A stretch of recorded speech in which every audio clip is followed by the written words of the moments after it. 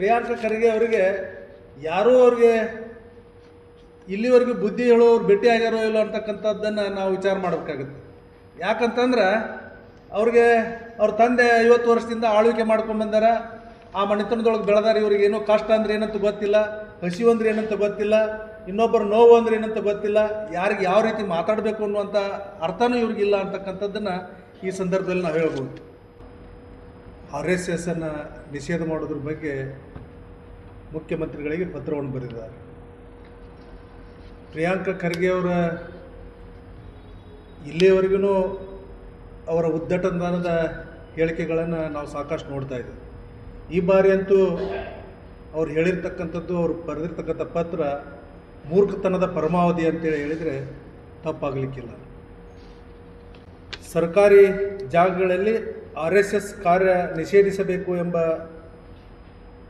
ಪತ್ರ ಅತಿರೇಕದ ಹಾಗೂ ಹಾಸ್ಯಾಸ್ಪದವಾದ ವಿಚಾರ. ಸೂರ್ಯನತ್ತೆ ಮುಖ ಮಾಡಿ ಉಗುಳಿದರೆ ಅದು ಏನಾಗುತ್ತೆ ಅಂತಕ್ಕಂಥ ಪರಿಜ್ಞಾನವೂ ಇರಲಾರ್ದಂಥ ವ್ಯಕ್ತಿ ಪ್ರಿಯಾಂಕ ಖರ್ಗೆ ಅಂತ ಹೇಳಿದರೆ ತಪ್ಪಾಗಲಿಕ್ಕಿಲ್ಲ.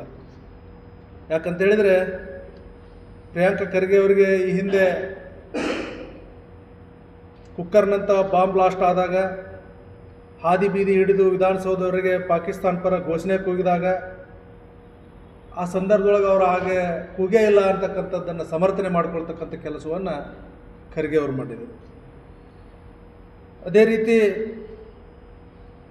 ಪ್ಯಾಲೆಸ್ಟೈನ್, ಲೆಬನಾನ್ ಅಂತ ಉಗ್ರವಾದಿಗಳ ಭಾವಚಿತ್ರ ಹಾಗೂ ಧ್ವಜ ಹಿಡಿದು ಉಗ್ರವಾದಿಗಳ ಪರ ಘೋಷಣೆ ಕೂಗಿದಾಗ ಇವರಿಗೆ CMರಿಗೆ ಪತ್ರ ಬರೆದು ತನಿಖೆ ಮಾಡುವಂತ ಹೇಳುವಂಥ ಧೈರ್ಯ ಇರಲಿಲ್ಲ. ದೇಶ ವಿರೋಧಿ ಹೇಳಿಕೆ ನೀಡುವ SDPI ಬ್ಯಾನ್ ಮಾಡೋಕ್ಕೆ ಇವ್ರ ಹತ್ರ ಯಾವುದೇ ರೀತಿಯ ತಾಕತ್ತಿಲ್ಲ. ಇವತ್ತು RSS ಬಗ್ಗೆ ಇವರು ಮಾತಾಡ್ತಾರೆ.